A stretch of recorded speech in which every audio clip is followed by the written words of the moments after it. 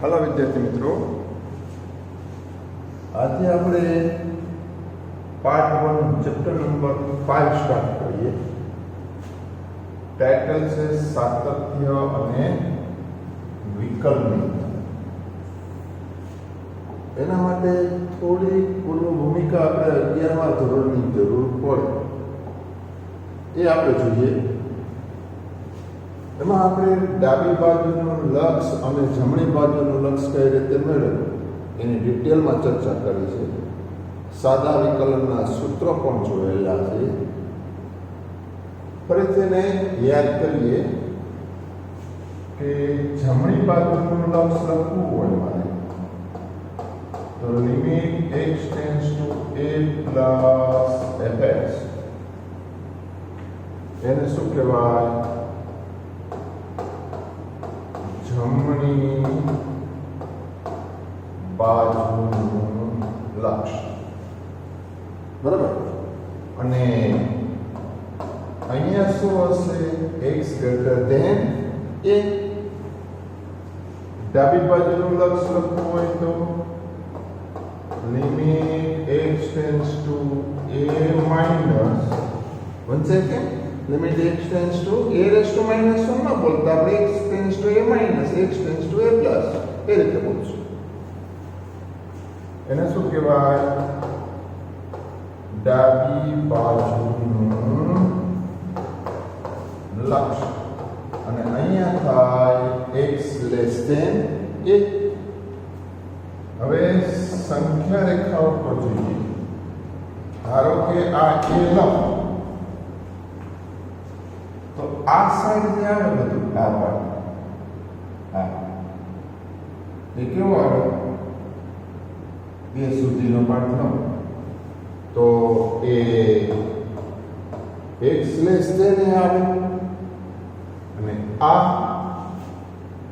અહીંથી આ પાર્ટ લો, આ પાર્ટ એને એ શું આવે? x ગ્રેટર ધેન એ આવે। હવે x છે બંને બાજુએ, ડાબી બાજુએથી અને જમણી બાજુએ જેમ જેમ એની નજીક આવે, જેમ જેમ એની નજીક આવે એમ fx કઈ રીતે ચલે છે? શું? Limit x tends to a plus fx ને limit x tends to a minus fx। આ x છે એ એને અનુલક્ષ છે, કઈ બાજુએથી? જમણી બાજુએથી, તો ના લક્ષ થાય। x છે એ એના અનુલક્ષ છે અથવા તો એની નજીક ને નજીક જાય ડાબી બાજુએથી, તો એને ડાબું લક્ષ કહેવાય।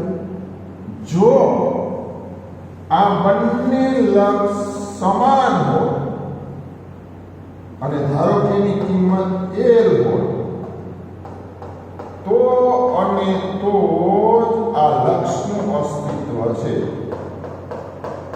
તો અને તો જ આ લક્ષનું અસ્તિત્વ છે।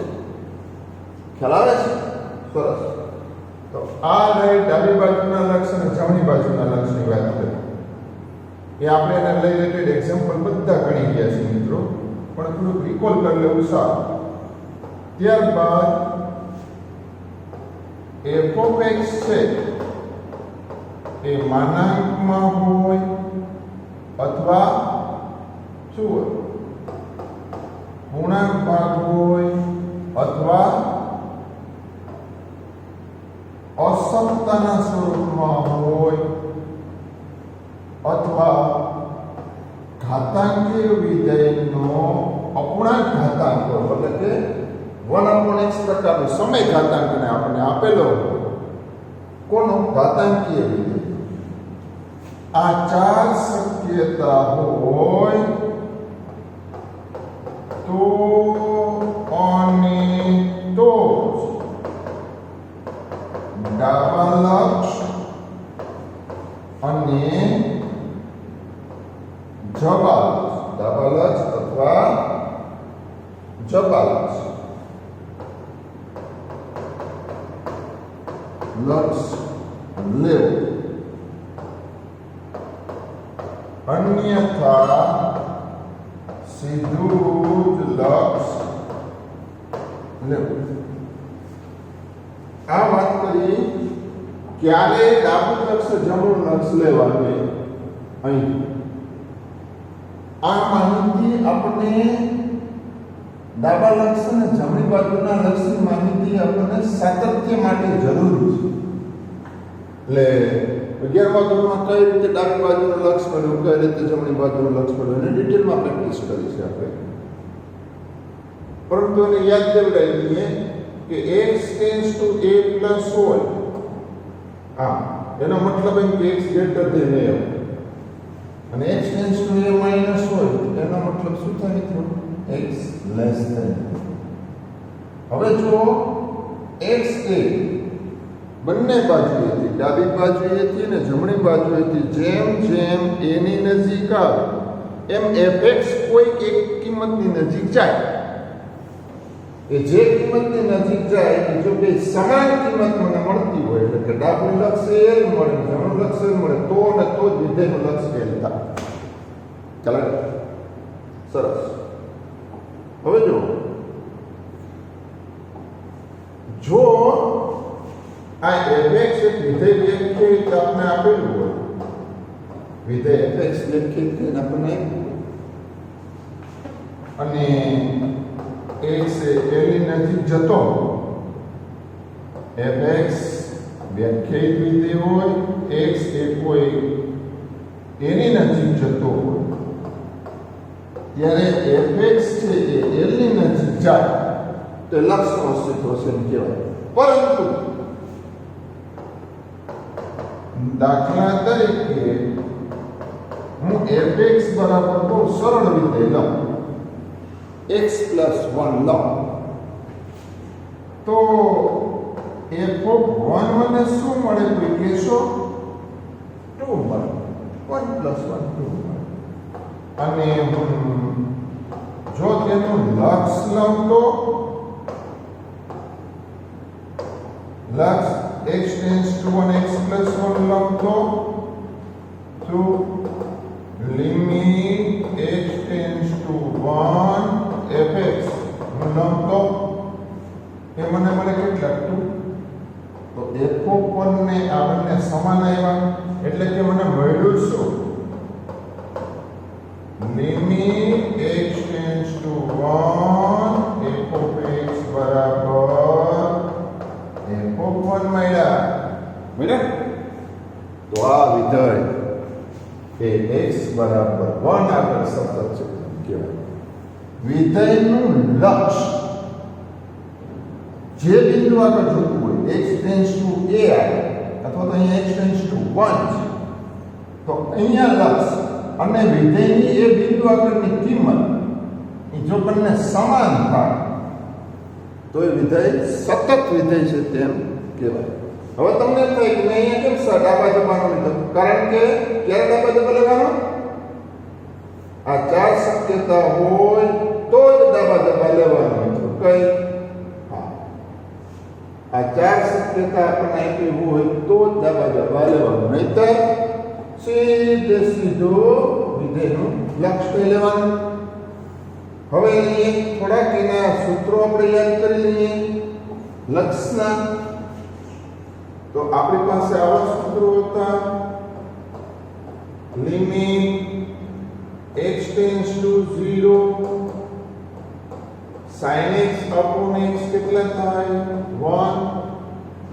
બરાબર. અને limit x tends to 0 tan x upon x પણ કેટલા થાય? 1 થાય. અને limit h tends two 0 e raise to h minus 1 upon h પણ શું થાય? 1. લક્ષના આ 3 પ્રમાણિત સૂત્રો એવા છે કે જેની કિંમત 1 આવે. પણ મિત્રો આપણે યાદ કેમ રાખવાનું?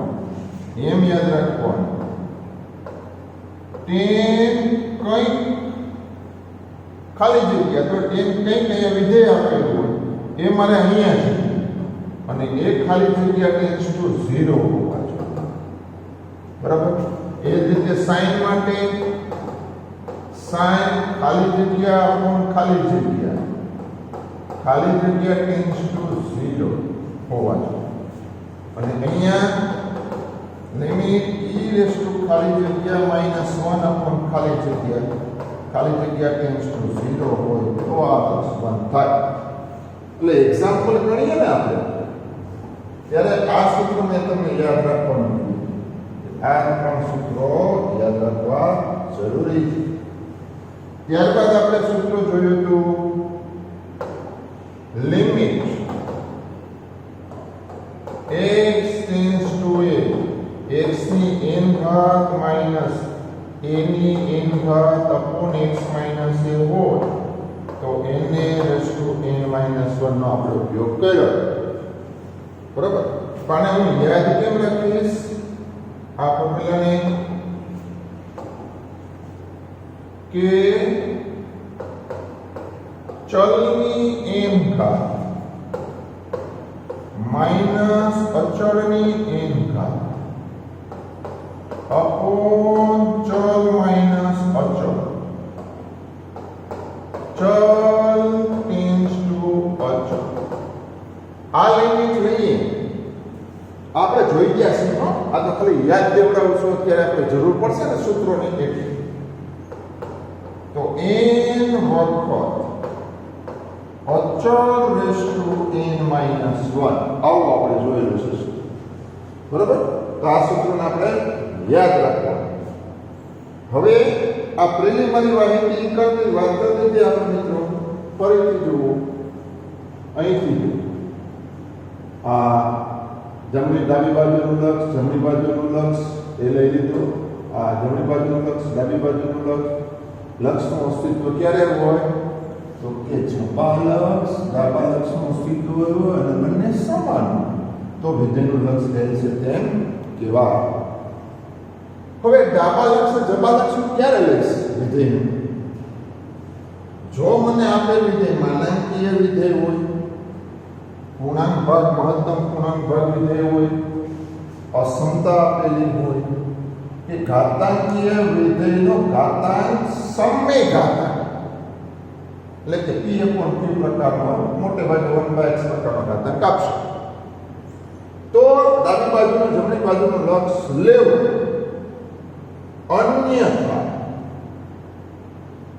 અન્યથા શું કીધું આપણે? અન્યથા સીધું જ લક્ષ લેવું. અને સીધા લક્ષ માટે આ સૂત્ર ઉપયોગ કરશું. એ પહેલા મેં વાત કરી એક વિધેય વ્યાખ્યાયિત હોય x n a તરફ જતો હોય ત્યારે fx n તરફ જાય ત્યારે એમ કહેવાય કે આ વિધેયનું લક્ષ l છે. ક્યારે x તેને અનુલક્ષે ત્યારે. પરંતુ જો હું વિધેય fx બરાબર x + 1 લઉં ઉદાહરણ તરીકે સમજો તો f ઉપરની કિંમત શું થઈ? આપેલ વિધેયની આપેલ બિંદુ આગળની કિંમત કેટલી થાય? 2. હવે હું લક્ષ લઉં તો 2 આવે એટલે કિંમત અને લક્ષ બે સમાન થઈ ગયા. x એ n નું લક્ષ છે ત્યારે fx કોની નજીક છે તો કે f1 ની નજીક છે. તો એમ કહેવાય કે આ વિધેય સતત છે. અને એના માટે આપણે જરૂરી આ બધા પ્રમાણિત સૂત્રોની છે એ આપણે રિકોલ કરી લીધા. આના એક્ઝામ્પલ પણ આપણે ગણી ગયા છીએ એક્સરસાઇઝમાં. અને 12મા ધોરણમાં જે વિકલનમાં સૂત્રનો ઉપયોગ કરવાનો છે એ સૂત્ર પણ આપણે લખેલા છે જે તે સમય. આજે આપણે થોડુંક આગળ વધીએ 1/1. જો અહીંયા શું કીધું? વ્યાખ્યા. શું વ્યાખ્યા? ધારો કે એ બે વાસ્તવિક સંખ્યાના કોઈ ઉપગણ પર વ્યાખ્યાયિત વાસ્તવિક વિધેય છે. બરાબર. અને c એ f ના પ્રદેશનું કોઈ એક બિંદુ છે. એવું શું કામ કીધું? તો જ મને f ઓફ c મળે ને, નહીંતર મને f ઓફ c મળે નહીં. એટલા માટે આપણને કીધેલું છે. બરાબર. તો થોડું મોટું કરતો તમને દેખાય. બરાબર. જો આ લક્ષની કિંમત f ઓફ c જેટલી હોય તો f એ c આગળ સતત છે તેમ કહેવાય. આપણે જોયું તો દાખલો હમણાં કે limit x tends to 1 fx બરાબર શું મૂકેલું હતું f ઓફ 1. તો આ સાતત્યની સાદી વ્યાખ્યા છે. હવે આ વ્યાખ્યા જે આપણે ભણ્યા આગળ જોઈ, હવે બીજી વ્યાખ્યા હું લખું છું. જો limit x tends to c plus fx બરાબર limit x tends to c minus fx અને એના બરાબર f ઓફ c હોય તો વિધેય f એ x બરાબર c આગળ સતત છે તેમ કહેવાય. એવું કેમ છૂટું પાડ્યું ને? આપણને ખબર છે મિત્રો કે આ લક્ષ છે, લક્ષનું અસ્તિત્વ ક્યારે હોય? જો જમણી બાજુનું લક્ષ અને ડાબી બાજુનું લક્ષ અસ્તિત્વ ધરાવે અને સમાન હોય. એનો મતલબ એમ કે આ લક્ષ બરાબર f ઓફ c હોય, એનો મતલબ કે આ ત્રણ શરતનું પાલન થતું જ હોય તો વિધેય એ x c આગળ છે, સતત છે તેમ કહેવાય. હવે ડાબા જમણા લક્ષ તમારે ક્યારે ઉપયોગ કરવાનો છે? જો આપેલ વિધેય માનાંકીય વિધેય હોય, પૂર્ણાંક ભાગ વિધેય હોય, અસમતાના સ્વરૂપે હોય કે ઘાતાંકીય વિધેયનો ઘાતાંક સમય અપૂર્ણાંકમાં હોય, એટલે કે સમય સંખ્યાના ફોર્મ હોય, p/q પ્રકારનો ઘાતાંક હોય, ત્યારે જ ડાબા જમણા લેવાનું. એટલે ત્યારે સાતત્યના એક્ઝામ્પલ માટે આ સૂત્રને અનુસરશું, અન્યથા આ સૂત્રને અનુસરવાનું. ઓકે, અહીં સુધી આપણે જાણતા હતા ડાબી જમણી બાજુનું લક્ષ અને ડાબી બાજુનું લક્ષ તો મેળવતા આવડતું હતું. એ ખાલી એક વધારાનો પાર્ટ આવ્યો f ઓફ c. બરાબર? તો એના બરાબર જો f ઓફ c મૂળ કિંમત વિધેયની મળી જતી હોય આપેલ બિંદુ આગળ, આપેલ પ્રદેશના બિંદુ આગળ, તો એ વિધેય c આગળ સતત છે તેમ કહેવાય. આ સાતત્યની વ્યાખ્યા થઈ મિત્રો. હવે નેક્સ્ટ જો અહીંયા શું કીધું? તો સરસ વાત કરી. એક્ઝામ્પલ લીધું. આ વિધેયનું જો વિધેય fx બરાબર 2x 3 નું x બરાબર 1 આગળ સાતત્ય ચકાસો. બહુ સાદા એક્ઝામ્પલ લઈએ છીએ.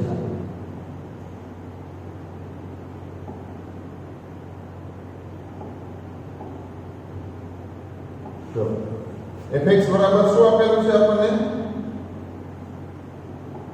પહેલો એક્ઝામ્પલ લો. f of x બરાબર 2x 3 છે. તો f of 1 કેટલા આવે? 2 into 1 3. આપેલ કિંમત મૂકી દેવાની. કેટલા લેવા? 5.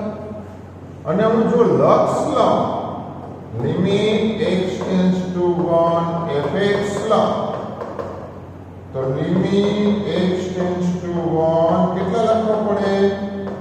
અહીંયા x ની કિંમત મૂકવી પડે 2x 3. બરાબર?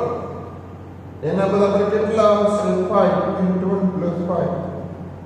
માટે મને મળ્યું શું? Limit x tends to 1 fx બરાબર f of 1. એનો મતલબ એ કે f કેવું થઈ ગયો? સતત થઈ ગયો. અને માટે f A x is equal to 1 આગળ સતત છે. બરાબર? હવે જો ભાઈ આ પાર્ટ તમારા માટે રાખું. fx બરાબર x સ્ક્વેર તો f of 0 0. Limit x tends to 1 fx બરાબર limit x tends to 0 fx બરાબર limit x tends to 0 x square 0. તો limit x tends to 0 fx બરાબર f ઓફ 0 મળી ગયું એટલે સતત થઈ ગયું. હવે જો આ જો ત્રીજો પાર્ટ આવ્યો x બરાબર 0 આગળ સાતત્ય તપાસો. કેવું વિધેય? માનાંકીય વિધેય. માનાંકીય વિધેય હોય ત્યારે શું કરવું પડે આપણે? fx બરાબર માનાંકમાં x છે. જો fx બરાબર માનાંકમાં x છે.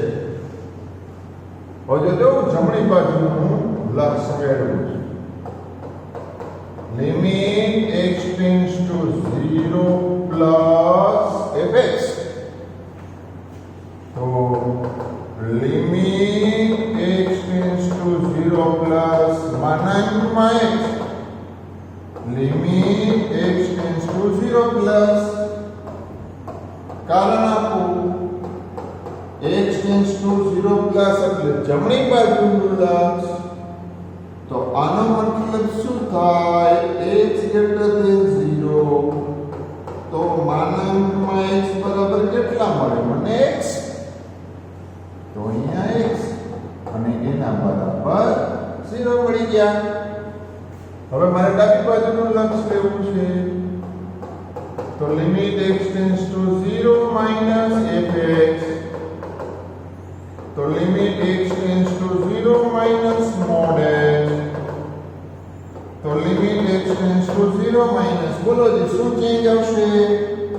તમને યાદ જ છે માનાંકની ડેફિનેશન. x ટેન્ડ્સ ટુ 0 માઈનસ હોય એટલે કે ડાબી બાજુનું લક્ષ હોય તો એનો મતલબ શું થાય? x less than 0.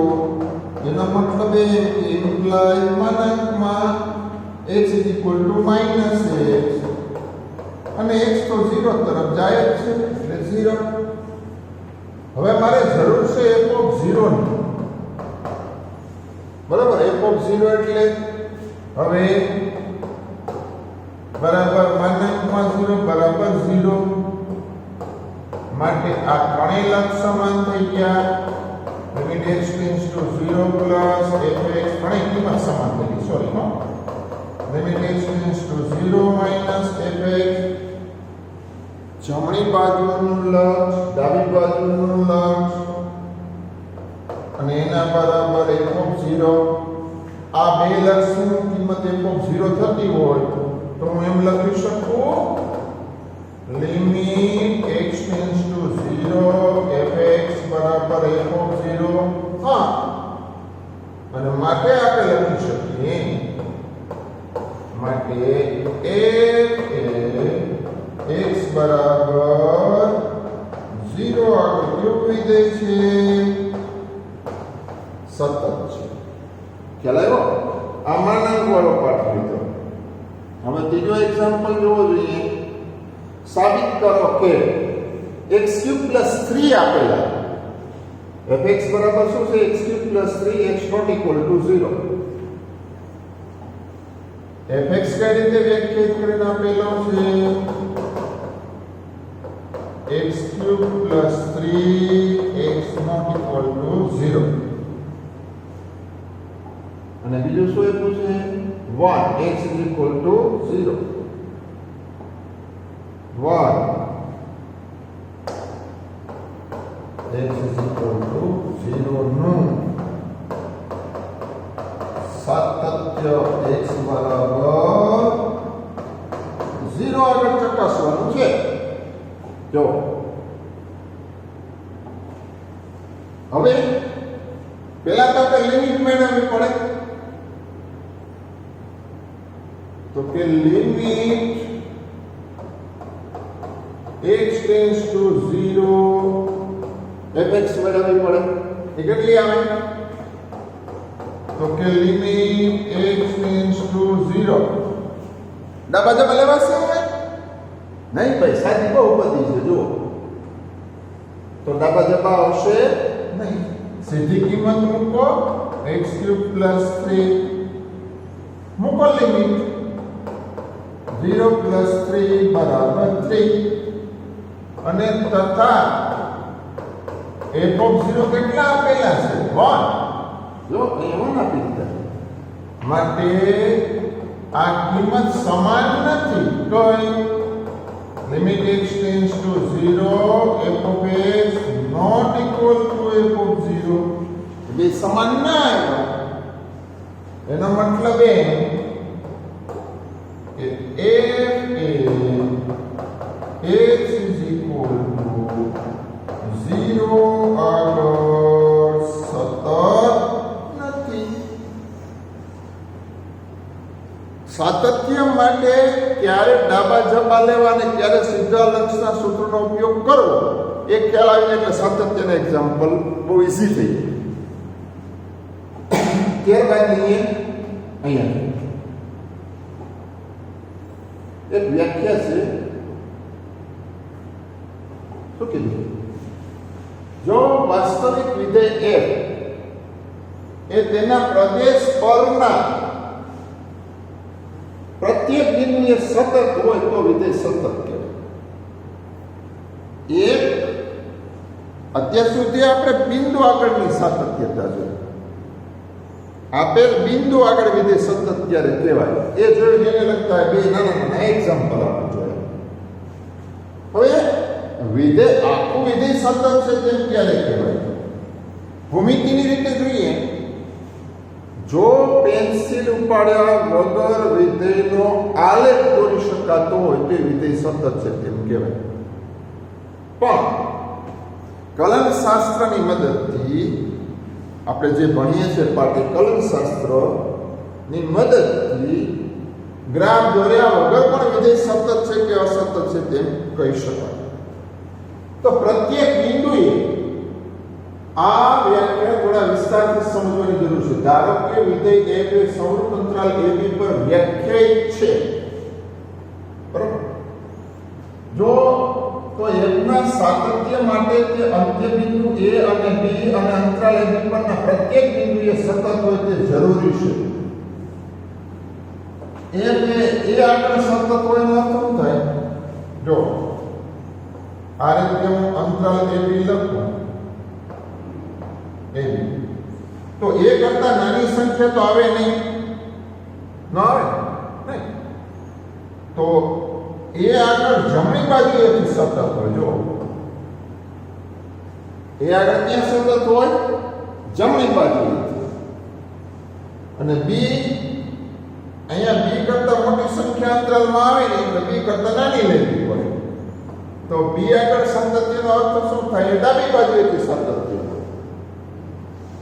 હવે આ a માઈનસ અને 1 રિપ્લેસ તો થયું છે આ ભાગની જરૂર નથી મારે આ ભાગની જરૂર નથી અહીંથી આ પાર્ટ નહીં તો આ પાર્ટની મારે જરૂર નથી અહીંયા આ પાર્ટની જરૂર નથી બરાબર આ વ્યાખ્યા પરિણામ સ્વરૂપે જો f એ માત્ર એક જ બિંદુ આગળ વ્યાખ્યાયિત હોય અને તે બિંદુ એ સતત છે અર્થાત જો એકનો પ્રદેશ એકાકી હોય તો પણ વિધેય સતત છે તેમ કહેવાય અંતરાલ ઉપરનું સાતત્ય એટલે શું અંતરાલના પ્રત્યેક બિંદુએ એ સતત હોય અંત્ય બિંદુ માટે ખાસ ધ્યાન રાખવાનું એ આગળ જમણી બાજુએથી સતત હોય અને બી આગળ ડાબી બાજુએથી સતત હોય તો એ વિધેય અંતરાલ પર સતત છે એમ કહેવાય હવે જો અહીંયા કીધું છે આખું વ્યાપક રીતે સાતત્ય કીધું આપણે શું વિધેય f of x બરાબર mod x એ સતત વિધેય છે હવે હું કોઈ એક બિંદુ c લઉં જો અહીં આપણને શું આપેલ છે f of x બરાબર mod એને આ રીતે વ્યાખ્યાયિત કરી શકાય હા અસમતાના સ્વરૂપમાં લઈ શકાય સીધે સીધું બરાબર તો મારે એનું રીઝન આપવું તો રીઝન આપવું પડે નહીં ધારો કે x બરાબર c belongs to R અને પ્રદેશ શું થાય? તો કે આ વિધેય સતત ક્યારે કહેવાય? જો વિધેય પ્રદેશના પ્રત્યેક બિંદુએ સતત હોય તો હું સી વાસ્તવિક સંખ્યા હોય તો 3 શક્યતા, સી ધને હોય, સી ઋણે હોય ને ઇક્વલ ટુ 0 હોય, તો ત્રણેય શક્યતા માટે આપણે તપાસવું પડે. હવે હું પહેલો પાર્ટ લઉં છું, સી ગ્રેટર ધેન 0. બરાબર. હવે limit x tends to C. ખાસ ધ્યાન રાખજો મિત્રો, હું સી ધન લઈ લઉં તો fx બરાબર મને ખાલી x મળી ગયા. fx બરાબર શું મને મળી ગયા? x. એ માનાંકીય વિધેય નથી. ડાબી બાજુનું લક્ષ જમણી બાજુનું લક્ષ આપેલ બિંદુ આગળ લક્ષની કિંમત મેળવવા માટે કરવાનો છે. ખ્યાલ આવે? આ એક ડિફરન્સ ખાસ ધ્યાન રાખજો. પ્રદેશ પર સાતત્ય કીધું હોય અને આપેલ બિંદુ આગળ સાતત્ય કીધું હોય, તો આપેલ બિંદુ આગળ સાતત્ય જોવું હોય અને એ સમયે માનાંકીય વિધેય આપેલું હોય, પૂર્ણાંક ભાગ વિધેય આપેલું હોય, અસમતાનું સ્વરૂપ આપેલું હોય તો ડાબા જમા લેવાનું. એટલે કે એને 0 એ આપણે તપાસવાનું લક્ષ હોય ત્યારે ડાબા જવાની જરૂર પડે. ક્યારે? 0 બિંદુએ સાતત્ય તપાસવાનું હોય તો એ આપણે જોઈ ગયા, એ પણ અહીંયા લખવું પડશે. હવે હું x tends to c plus fx લઉં તો limit x tends to c fx. fx ની કિંમત કેટલી છે ભાઈ? માનાંકમાં x. હવે જોજો એની કિંમત હું કઈ રીતે લખું છું. x કોની નજીક જાય છે? c ની નજીક. c કેવો છે? તો કે ધન છે. એનો મતલબ એમ કે x પણ ધન થાય. એનો મતલબ એમ કે માનાંકમાં x બરાબર x થાય. આ x બરાબર. સરસ. તો આ લિમિટ કેટલી આવે? આ લિમિટ આવે c. એવી ને c? યસ. અને f ઓફ c બરાબર માનાંકમાં c અને એના બરાબર c, કારણ કે c કેવા છે? c ગ્રેટર ધેન 0 આપણે આપેલો છે.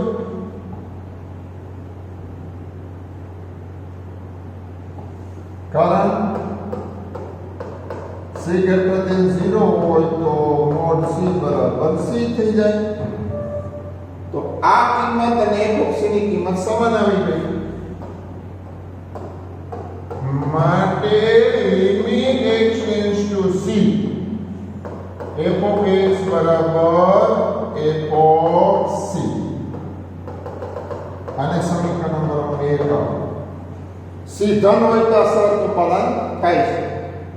હવે હું લઈ c ઋણ. બીજો પાર્ટ લઈએ આપણે c નેગેટિવ. બીજો પાર્ટ લઈએ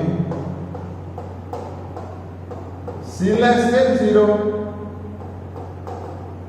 લિમિટ મેળવીએ. Limit x tends to c fx એના બરાબર limit x tends to c માનાંકમાં x એના બરાબર limit x tends to c. કારણ આપો x ક્યાં જાય છે? c તરફ. અને c કેવો છે? ઋણ છે. એનો મતલબ એમ કે x પણ કેવો થાય? ઋણ થાય. અને x ઋણ હોય તો માનાંક શું થશે મિત્રો? એનો માનાંક શું આવશે? મોડ x બરાબર માઇનસ x. તો માઇનસ x, તો આની કિંમત કેટલી આવે? માઇનસ c આવે. હવે f of c બરાબર મોડ c બરાબર માઇનસ c, કારણ c કેવો છે? લેસ ધેન 0 છે. અને માટે મને શું મળ્યું? Limit x tends to c f of x બરાબર f of c મળ્યા. ધન હોય તો મને f of c કિંમત મળી જાય છે જો અને ઋણ હોય તો મળે છે. હવે રહી વાત 0 આગળની, તો 0 આગળનો પાર્ટ જોઈએ મિત્રો આપણે. શું ત્રીજો પાર્ટ c બરાબર 0. તો limit x tends to 0 plus, કારણ કે c 0 લઈ લીધા આપણે, f of x બરાબર limit x tends to 0 plus માનાંકમાં 1 એના બરાબર limit x tends to 0 plus કેટલા આવી જાય x. અહીંયા ફક્ત કારણાત્મક છે, ધન છે, કારણ કે માનાંકનો આપણે વારંવાર ઉપયોગ કરી લીધો છે, એક જ વખત કારણ દેવું જરૂરી, તો એ આપણે અગાઉ આપી દીધેલું છે. તો આના બરાબર 0 મને મળે. કે આપણા એક્ઝામ્પલ ગણી ગયા છે હમણાં, તો ફરી એને જરૂર છે કે લખું છું limit x tends to 0 minus fx limit x tends to 0 minus mod x એના બરાબર શું આવશે? Limit x tends to 0 minus x, કારણ કે x લેસ ધેન 0 છે તો આ પણ 0 આવ્યા. તથા f of 0 શું છે? માનાંકમાં 0 એના બરાબર 0. તો મને મળ્યું શું? Limit x tends to 0 f of x બરાબર f of 0. સમીકરણ નંબર 3. જો c ધન હોય તો એ શરતનું પાલન થાય, c લેસ ધેન 0 હોય તો એ શરતનું પાલન થાય, અને c ઇક્વલ ટુ 0 હોય તો એ શરતનું પાલન થાય. એનો મતલબ એ કે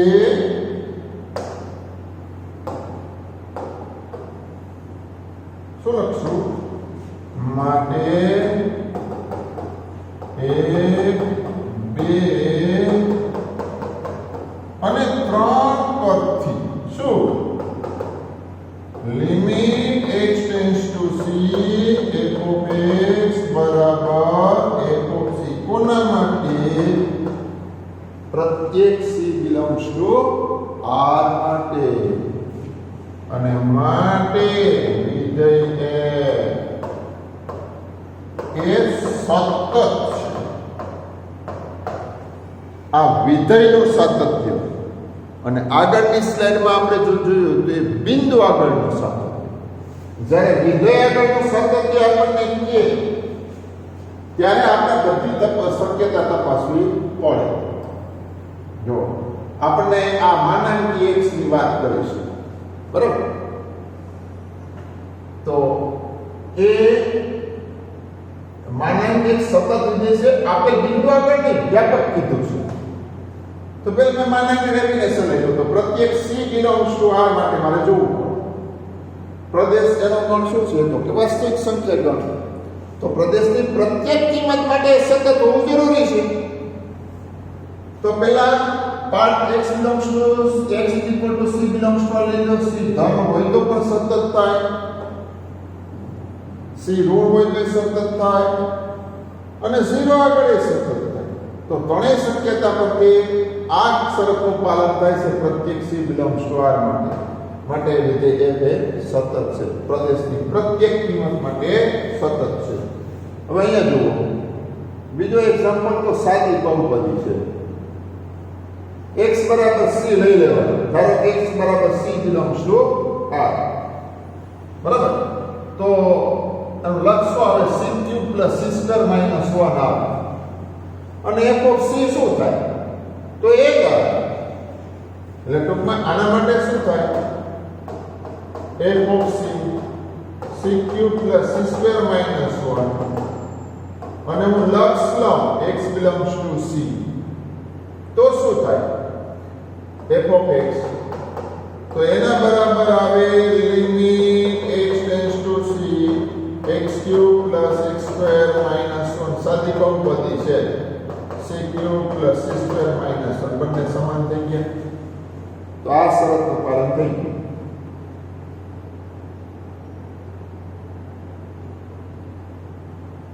કઈ?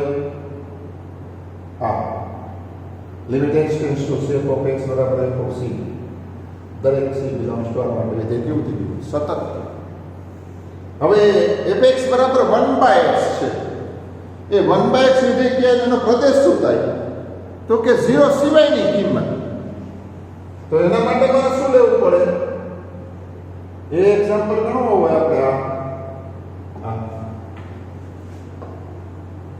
તો એના માટે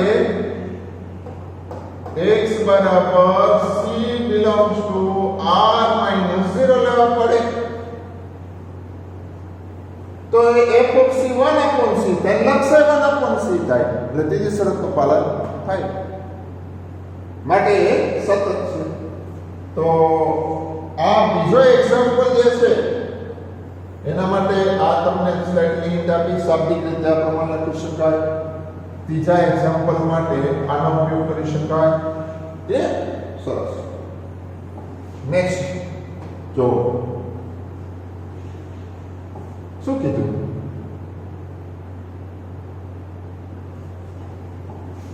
અહીંયા કીધું નીચે આપેલ વિધેય વ્યાખ્યાયિત વિધેય f ના સાતત્યની ચર્ચા કરો.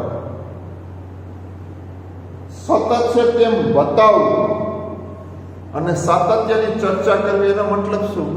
સાતત્યની ચર્ચા કરવી એટલે એ કયા બિંદુ આગળ સતત છે ને ક્યાં એ સતત નથી એ જોવું. એ સાતત્યની ચર્ચા કરવી. હવે જુઓ અહીંયા મારે હું c બિંદુ લઈશ. c બિંદુ આ કિંમત મારે ધ્યાન રાખવું ને. c છે એટલે વિધેય સાદી બહુપદી છે, સરળ બહુપદી છે. તો c લેસ ધેન 1 હોય, c ઇક્વલ ટુ 1 હોય અને c ગ્રેટર ધેન 1 હોય. તો ત્રણ શક્યતા લેવાની. અને અહીંયા શું કીધું? નીચે આપેલા વિધેયો જે જ્યાં અસતત છે તેવા બિંદુઓ શોધો. બરાબર. નીચે આપેલ વ્યાખ્યાયિત વિધેય માટે સાતત્યની ચર્ચા કરો. નીચે વિધેય f ની સાતત્યની ચર્ચા કરો. એટલે ટૂંકમાં આ ચારે ચાર એક્ઝામ્પલ એક જ પેટર્નના થયા. ચારે ચાર એક્ઝામ્પલ કઈ પેટર્ન થાય? એક જ પેટર્નના થાય. હવે પહેલા આપણે લઈએ પહેલો એક્ઝામ્પલ. તો fx બરાબર શું મને આપ્યું છે?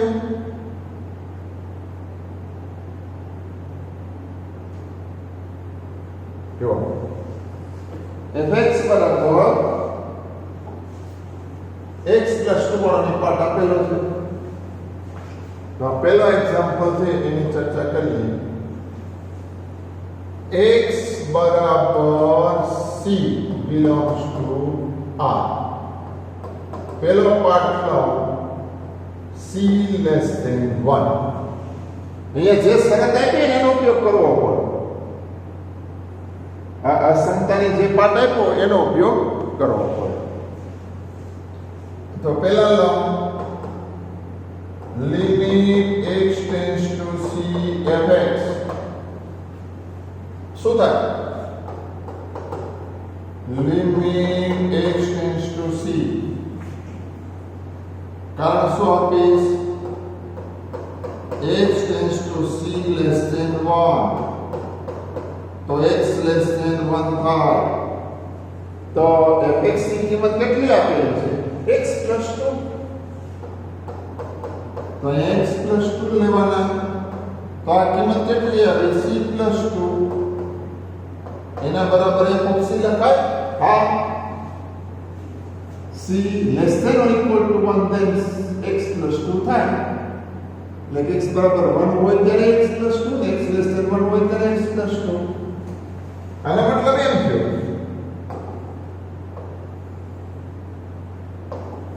તો માટે limit x tends to c f of x બરાબર f of c માટે c લેસ ધેન 1 માટે f કેવું વિધેય છે? સતત છે. સાતત્યની ચર્ચા કરવાની છે. અને હવે લઈએ c ગ્રેટર ધેન 1. તો c ગ્રેટર ધેન 1 હોય તો x minus 2 છે ને? -2 તો c greater than 1 વાળો પાર્ટ લો.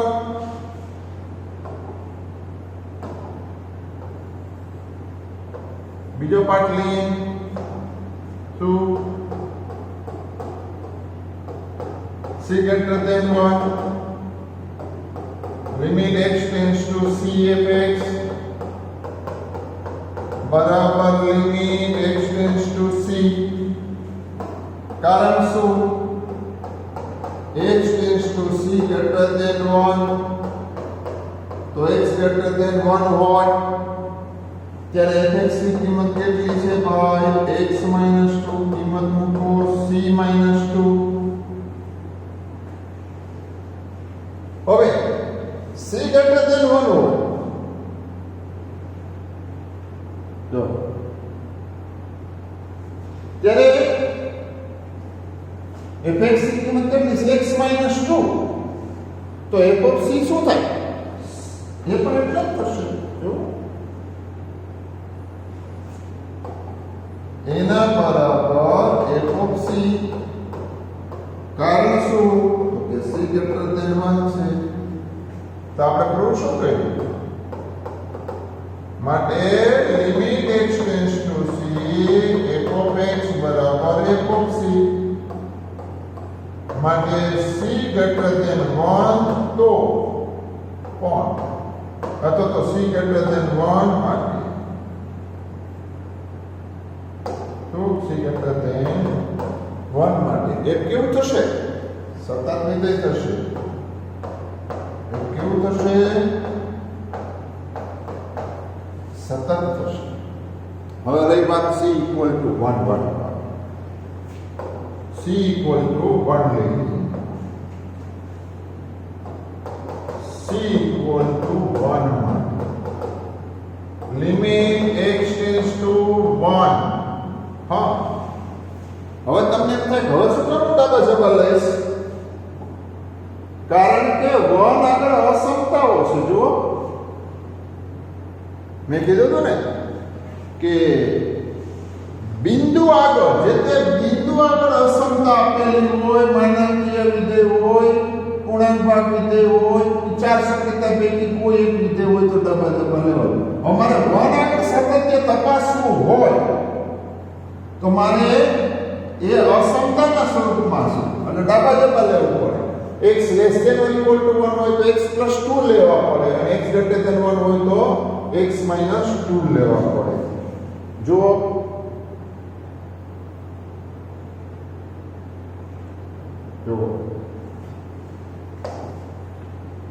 fx આના બરાબર શું થાય? Limit x tends to 1 plus x minus 2. કારણ શું? x greater than 1 છે. આની લિમિટ 1 minus 2 બરાબર -1 મળે. હવે જમણી બાજુનું ડાબી બાજુનું લક્ષ લો તો limit x tends to 1 minus fx એના બરાબર limit x tends to 1 minus x plus 2 આવશે. કારણ શું? આપણે આપેલું છે ભાઈ x less than 1. તો આ કેટલા આવે? 3 આવે. 1 plus 2 3. અરે ભાઈ ડાબું જમણું લક્ષનું જ અસ્તિત્વ નથી તો સાતત થવાનો કોઈ સવાલ જ નથી. માટે limit x tends to 1 plus fx is not equal to limit x tends to 1 minus fx. તો શું થશે? અને માટે limit x tends to 1 plus limit x tends to 1 f of x અસ્તિત્વ જ નથી તો 1 આગળ સતત થશે. માટે a is equal to 1 આગળ સતત નથી. અહીં એક શબ્દ ઉમેરવો તો ઉમેરી શકાય. શું? માત્ર 1 આગળ સતત નથી. એના સિવાય માટે તો સતત છે. જો c greater than 1 માટે સતત છે, c less than 1 માટે સતત છે. બરોબર, આ એનું સાતત્ય તપાસ્યું કહેવાય, વિધેયનું સાતત્ય તપાસ્યું કહેવાય. હવે આ જેવો એક્ઝામ્પલ છે એવો જ આ એક્ઝામ્પલ છે. બરાબર, અહીંયા શું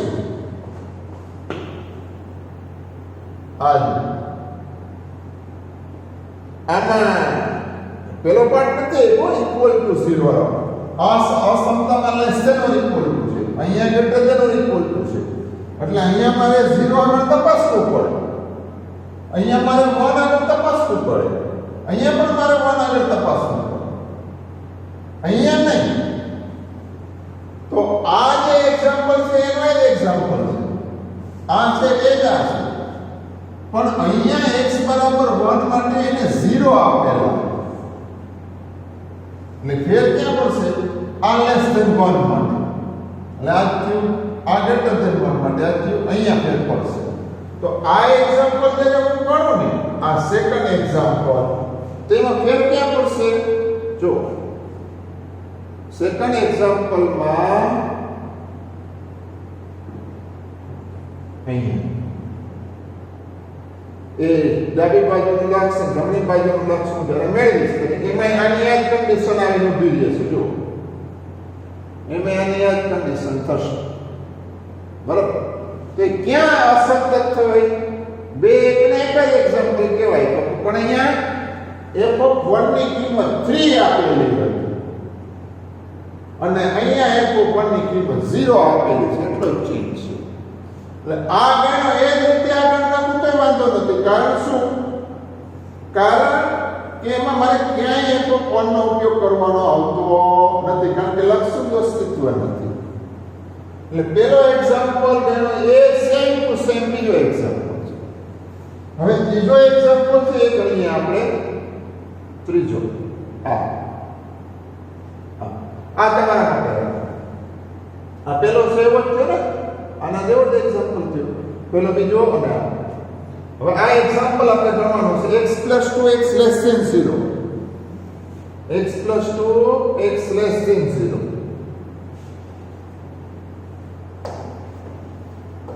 f of x બરાબર કેટલા છે?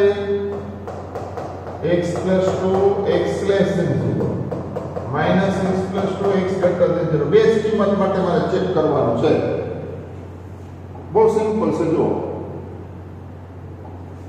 x બરાબર c belongs to r માટે પેલો પાર્ટ c greater than 0, તો limit x tends to c. f of x બરાબર મારે શું લેવાના? Limit x tends to c minus x + 2 એ કેટલા આવે?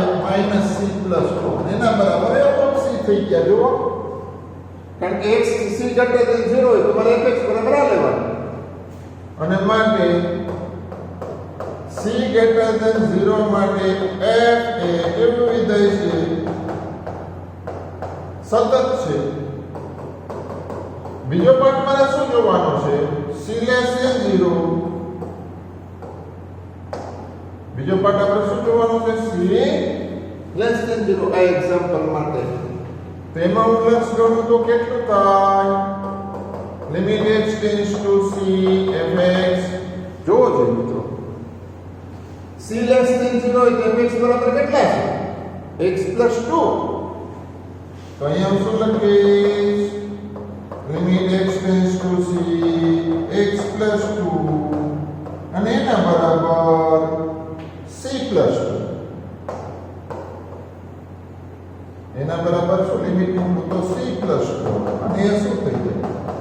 f of c થઈ જાય. અને માટે c less than 0 માટે f એ સતત છે. અને માટે હું એમ લખી શકીશ આપેલ વિધેય સતત છે. કારણ શું? તો કે આપેલ વિધેયમાં ત્રીજો ભાગ છે કે નહીં? = 0 માટે તો આ બે વિધેયની સાતત્ય થયું મિત્રો. નેક્સ્ટ એ જો વિધેયોના સાતત્યનું બીજગણિત કહેવાય. શું? ધારો કે a અને g બે પ્રત્યેક વાસ્તવિક સંખ્યા c આગળ સતત હોય બે વાસ્તવિક વિધેયો છે. બે સતત વિધેયનો સરવાળો સતત થાય, તફાવત સતત થાય, ગુણાકાર સતત થાય અને ભાગાકાર સતત થાય. પણ ક્યારે? જ્યારે g of c not equal to 0 હોય ત્યારે. તો કે fx બરાબર x plus 2 સતત છે, gx બરાબર x minus 2 સતત છે, બહુપદી વિધેય છે એટલે સતત છે. તો f plus g સતત થાય, f into g સતત થાય, f by g પણ સતત થાય. પણ ક્યાં? g of c not equal to 0 હોવા જોઈએ. તો આ વિધેયોના સાતત્યનું બીજગણિત કહેવાય. એના આધારે આગળ વસ્તુ જોવાની છે. જો તો કીધું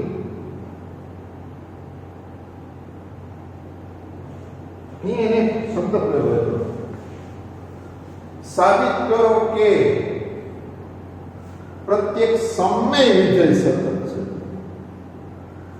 પછી શું કીધું કે sin વિધેયનું સાતત્ય ચર્ચો, tan વિધેયનું સાતત્ય ચર્ચો. એના પ્રદેશ માટે આપણે જોવાનું છે બધા. બરાબર? તો સમય વિધેય, sin વિધેય અને fx બરાબર tan x વિધેય આ ઉદાહરણ છે.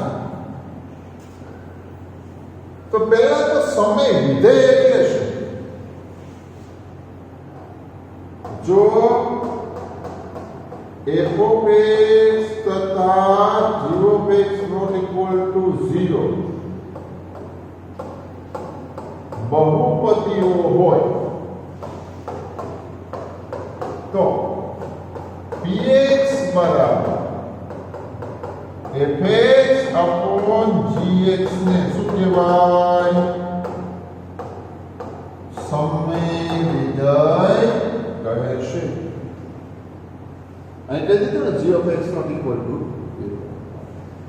એટલે આ ખાલી લખવા ખાતર આપણે સમજવા માટેથી જ પેલો પાઠ ગણવાનો. તો કે લિમિટ પ્રત્યેક x is equal to c belongs to r માટે limit x tends to c px, limit x tends to c fx upon g of x. તો એના બરાબર f of c upon g of c અને એના બરાબર p of c. તો કે limit x tends to c px બરાબર p of c મળી ગયું. સમજવા માટે છે, પરીક્ષામાં પૂછી શકાય એવું નથી. સમય વિધેય તો એ સમય વિધેય કેવું થયું? સતત. હવે રહી વાત આપણી પાસેના 6 ત્રિકોણમિતિય વિધેય sin, cos, tan, cot, sec, cosec. જો હું sin અને cos નું સાતત્ય કહી દઉં તો આને પ્રમાણે કહી શકાય સમય વિધેય પ્રમાણે. હા, અને એને જુદું સાબિત કરી શકીએ આપણે. એમ ભૌમિતિક રીતે કેવું હોય તો સાઇનના નું આલેખ, સાઇનના તેના પ્રદેશના પ્રત્યેક બિંદુ આગળનો આલેખ સળંગ છે. ટેનમાં પણ એના પ્રત્યેકનો ડોમેન જે આપેલો છે, પ્રદેશ છે, પ્રદેશ ગણ માટે પણ એ સતત થાય. તો એ પાઠ આપણે જોવાનો છે મિત્રો. તો પેલા સાઇન વાળો પાઠ લો. sin વિધેયનું સાતત્ય ચર્ચો. sin વિધેયનું સાતત્ય ચર્ચો. જો f of x બરાબર sin x. બરાબર? હવે આ જે પાઠનું સાઈનનું સાતત્ય ચર્ચવાનું છે એના માટે આપણે ડાબા જબા લક્ષનો ઉપયોગ કરી શકીએ અને ડાયરેક્ટ લક્ષ લઈને પણ આપણે ગણી શકીએ. બરાબર. તો પહેલા તો આમ લખું limit x tends to c પ્રત્યેક x is equal two c belongs to r માટે limit x tends to c sin એના બરાબર sin c એના બરાબર f of c. આ સરળ વસ્તુ થઈ, પણ સાબિત કરવા માટે 3 માર્કનું એક્ઝામ્પલ પૂછે કે 2 માર્કનું પૂછે તો આપણે આ રીતે નથી લખી શકતા. તો એના માટે ડાબી બાજુનું લક્ષ્ય લેવું પડે, જમણી બાજુનું લક્ષ્ય લેવું પડે અને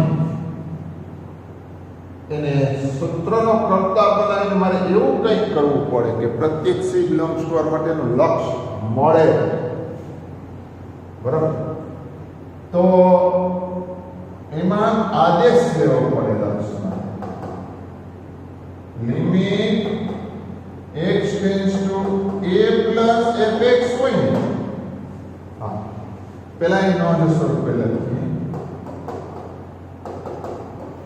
આ જમણી બાજુના લક્ષને સાદા લક્ષમાં ફેરવી શકાય. x tends to 0 a + h લખી શકાય. કારણ શું? આ મૂલ્ય a હોય તો આ સાઈડ a + h થાય ને કઈક સંખ્યામાં કંઈક ઉમેરી ના સાઈડ આવે એટલે જમણી બાજુ. અને એ લંબાઈ એક છે 0 ની નજીક લઈ જાય એનો મતલબ એમ કે a ની નજીક આવી, a કરતા મોટી કિંમત a ની નજીક આવી એટલે જમણી બાજુ લક્ષ પણ કહેવાય. આ રીતે સાદા લક્ષમાં ફેરવી શકાય.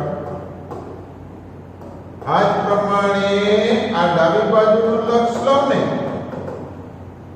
તો એને પણ ફેરવી શકાય. a - અહીંયા કંઈક એક અંકમાંથી કંઈક ઓછું તો આમ પણ લખી શકાય. બરાબર. તો આનો ઉપયોગ કરીને પણ આપણે કામ કરી શકીએ. બરાબર. હવે એ બધું આપણે જોઈશું મિત્રો નેક્સ્ટ લેક્ચરમાં. અહીં સુધી બરોબર છે. મેં તમને ક્લાસ વર્કમાં પેલા શરૂઆતમાં બધા વિકલનના સૂત્રો લખાવેલા છે, એ તૈયાર કરી રાખજો.